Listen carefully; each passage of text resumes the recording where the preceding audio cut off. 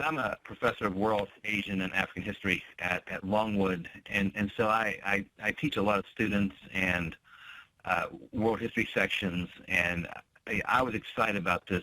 It's a fantastic resource for getting English language access to primary sources.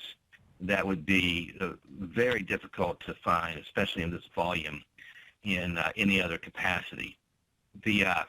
Just this semester, I have a class on the history of China, and I made my first use of the periodicals here at our library online.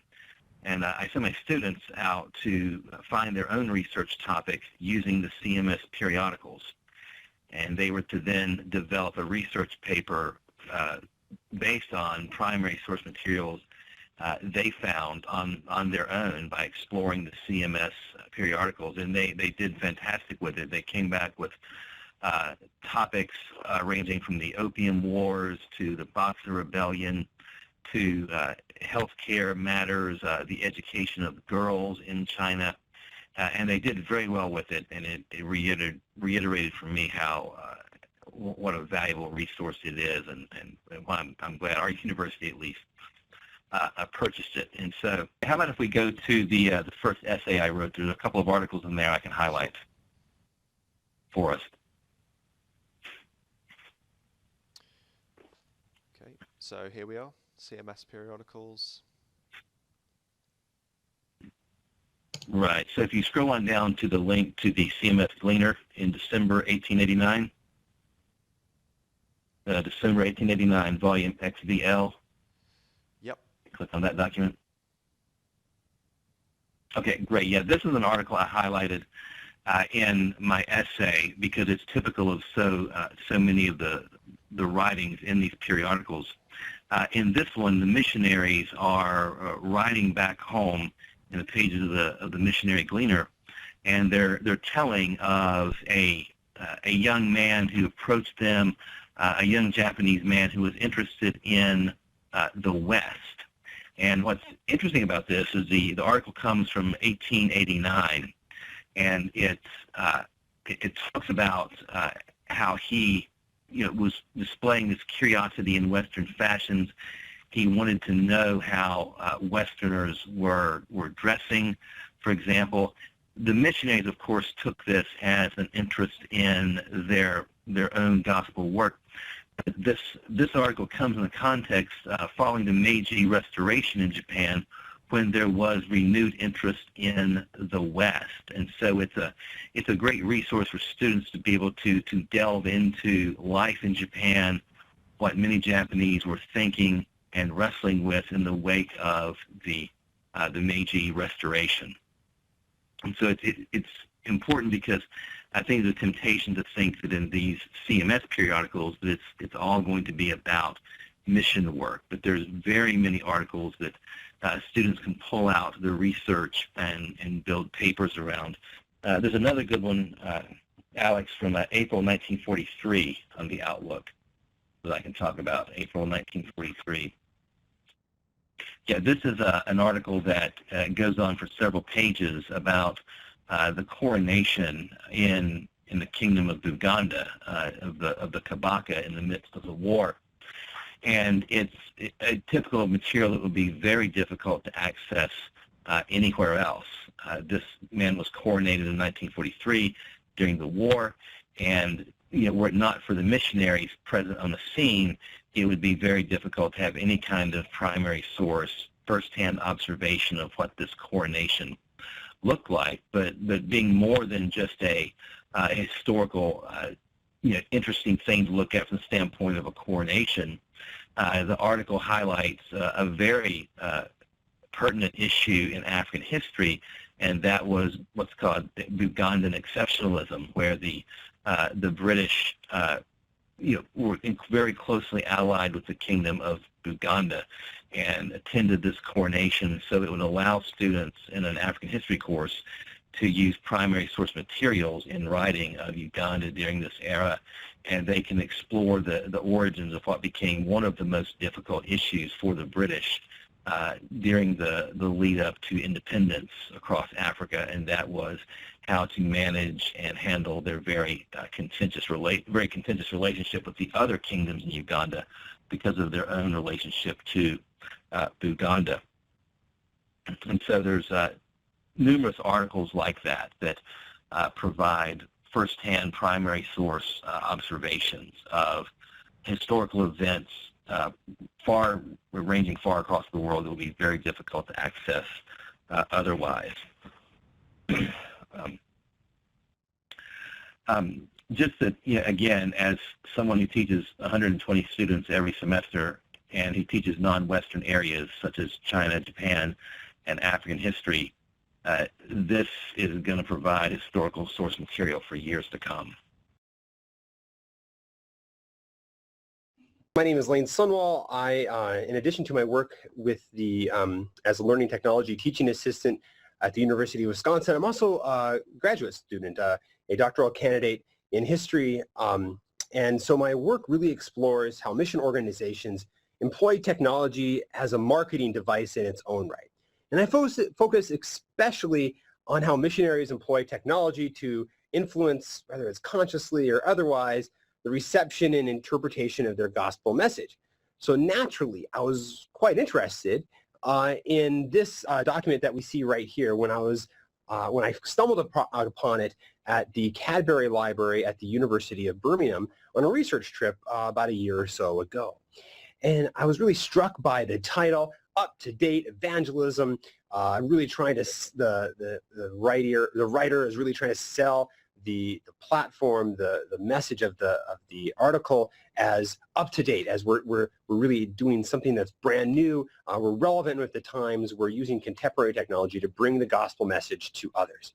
And so what we see right here is a CMS project of using a moving van or just a regular kind of a truck van, attaching to it a loudspeaker, and then going through parts of London in which CMS had very little contact and very little support. Now, this is a fabulous presentation of how a mission organization such as the CMS was using technology in the home field to increase its support. However, we see often with when you're doing this type of research in the archives, you really don't have much context. This was just literally a single piece of just an article stuck by itself and really had no context to it. It's just something that someone had shoved into the archive before the archivist had taken it to the university. So there really wasn't a lot to tell about where this project went to.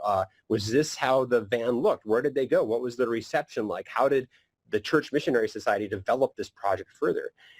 And so I really didn't have anything to go on because as I looked up and tried to kind of get some context through research, I found that the Harvester wasn't even a CMS publication and that I really had nothing to really go on beyond just this article itself.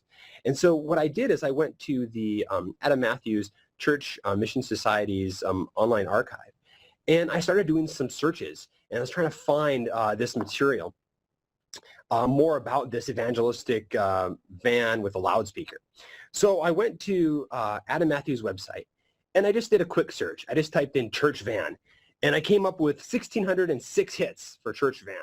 And as I was looking at these, I came to realize that, oh, wait, what the problem was is I didn't put quotation marks on here, and I really needed to kind of refine my search a little bit.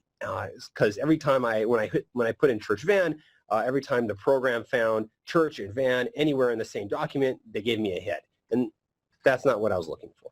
So I put some quotations around church van on the next search, and I found 0 hits. Like, oh, shoot, not what I was looking for.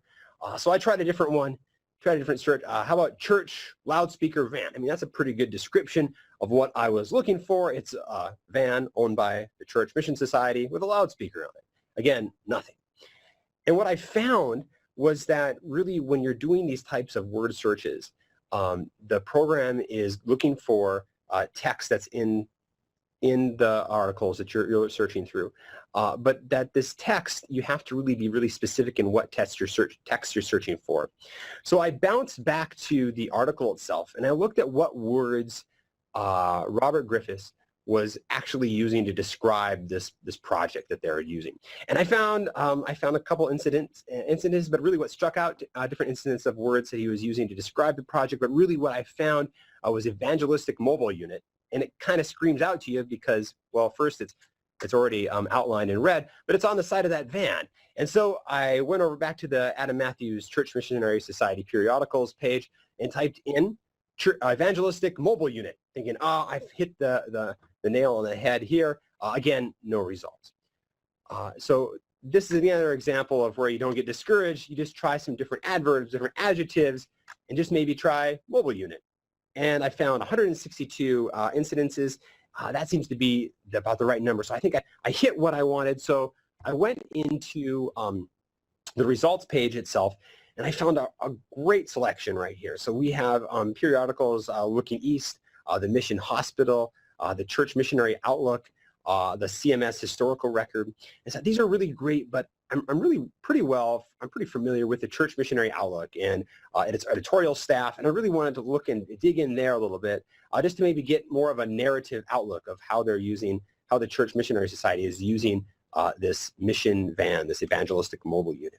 So what I did is I started filtering my searches. I filtered by title. I just wanted to use the Church Missionary Outlook, so I just hit filtered by title, and then I went over and I wanted to organize everything by date, because I wanted to kind of understand how they're using this mission van through time, how this project is developing and evolving over the decades, over the years. And so I just filtered by time, and this is what the revised search looked like.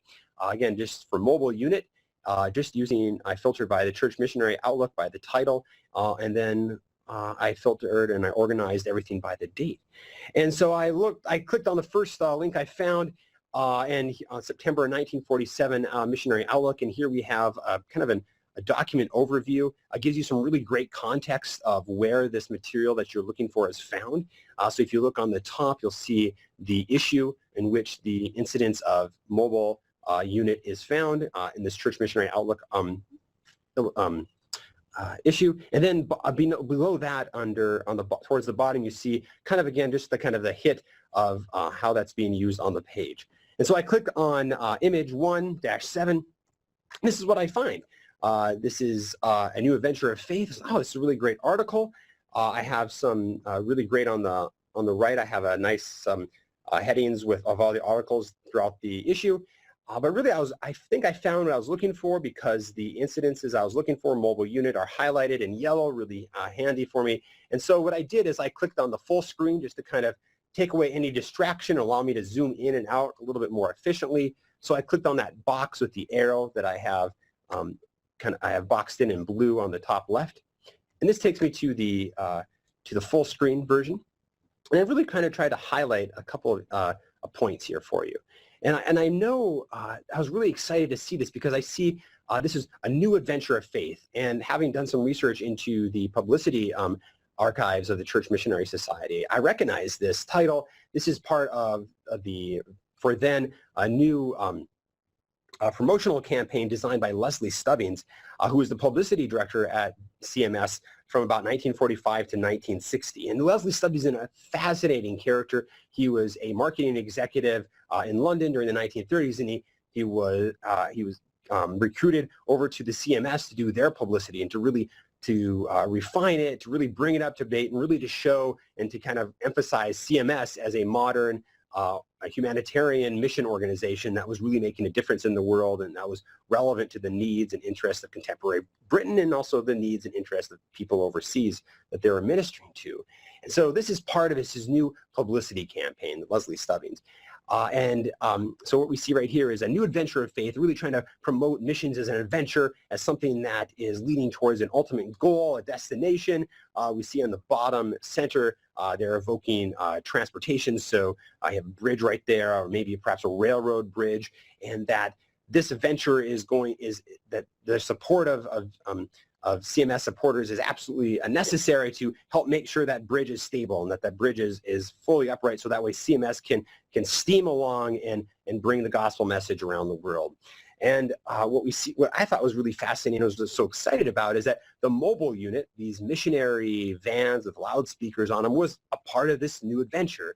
And again, it was tying in technology and ideas of modernity and bringing them together into this evangelism, into missions. And we see right here that the mobile unit was a crucial component of that, not so much overseas, but it's being used in Britain itself to take CMS's message to places in London and around the UK in which there wasn't a lot of support, and at the same time really try to get people interested in the Church Missionary Society, perhaps by having free outdoor cinema and movies for people to watch that would maybe track them and get them interested in the Church Missionary Society. So that is really fascinating as part of this brand new publicity campaign by Leslie Stubbings, and I was really excited to find this article.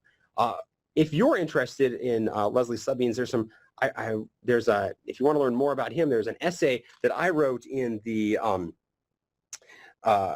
article I wrote in the essay section of the Explore tab of the Church Missionary Society's archives, right here, published by Adam Matthews. Looking at the next incident, I really wanted to see how this was developing. So I had the first article that I found at the Cadbury Library from 1946. The article we looked at just now, The Adventures of Faith, is from 1947. Let's see how the Church Missionary Society is using these missionary vans in 1948. So again, we were into this kind of preview tab of the incident from 1948. So I clicked on page 10, and here we have a fabulous picture of what these vans look like. So the 1946 article was just a prototype, and here I was able to find an actual picture of what this mobile unit looked like. And if you look back here, if you look at this a little more closely, we'll see that they're using this again to kind of go through London. But they have books inside this van. Everything's just van-packed. They have books. They have a projector. They have movies. They have film strips. They have all kinds of literature that they could possibly use. They have folding chairs. And that way they can set out outdoor movie theaters for people to go watch. Or they can take this material and go into a town hall. And again, they can go to a town hall and present there. So again, this is giving me a little bit more details, a little more information about what's going on and how they're using it, and give me a really great picture of it as well. So I wanted to see how this continued. And so I went to 1954, and I see that now they seem to be using this mobile unit more in Africa, and that not only are they using it, is the CMS using it in Africa for promoting their own mission work, but that the government is supporting them in that as part of the uprising and the problems going on in Kenya during the 1940s and 1950s, known as the Mau Mau uprising, and that the government is supporting the church in bringing these mobile units to Kikuyu, who the government suspected might be perhaps sympathetic towards the Mau Mau's cause. So we see this as not only part of church marketing, but it's part of government propaganda as well. And we see the church working hand in hand very deeply with the government by getting funds from the government for using these mobile units in Kenya. And this, again, as it kind of makes this mobile unit makes the jump to Kenya, it's really interesting as well. I did some background research, and I found that the Church Missionary Society had stopped using these outdoor cinemas, these mobile cinemas, because, again, they're finding they're having to compete with televisions, and they weren't able to win out as more and more Britons had televisions in the 1950s. And so these mobile cinemas became less and less important as an outreach effort in the UK, but they're able to use them in Africa to what they considered much success here in terms of mission and government propaganda in 1954 in February. But I also saw in August 1954, I got a great picture of what this looked like, and that they weren't only using this for cinema and audiovisual material, but they're using this to transport books and transport medicine as well to people in Africa. And really they're using these trucks as kind of scouts to go to places in Kenya in which the CMS didn't have a real active presence, didn't have a mission station nearby. And they would try to kind of get some feelers of seeing what kind of support they could expect in different areas of Kenya where they didn't already have support. And they found that quite successful, at least according to the next article, that they're finding success in increasing support by using these mobile units to kind of go back and forth real quickly and just visit different people, people groups in Kenya over a period of time, even if they weren't able to commit the full resources of perhaps like a permanent mission station. So I wanted to flash forward a little bit further, and I clicked on the 1959. Again, I found that they're still using this. It's more and more emphasized is using distributing book and literature. And I was really fascinated again to see another picture of how they're building more trucks for this, and they're They're adapting them to the needs of regional interest, what people were interested in the locations they're trying to reach out for. And this is all fascinating because this is able to find this off just one search. Whereas before, I had to spend hours of research just finding that one article of the evangelistic mobile unit from the Harvester from 1946. I had to spend lots of hours looking for that. Whereas when I went online to the Adam Matthews Church Missionary Society Archive, I was able to do all of this in a matter of an hour, just browsing through and looking at these articles and seeing how the Church Missionary Society developed this evangelistic mobile unit over time, and that their goals and their outcomes changed and evolved as well, depending on where they were using these vehicles, and at the same time, for what end were they using them? Were they using them just to try and impress people and say, hey, look, we're using this new technology for missions, or were they using them as they were in Africa, maybe as government propaganda, or as well bringing literature and medicine to people in Africa who really were interested in, or seemed to be interested in that, at least from what the CMS was reporting. So that was how I was able to use this archive to do some really interesting research as part of my own research campaign and my own dissertation work.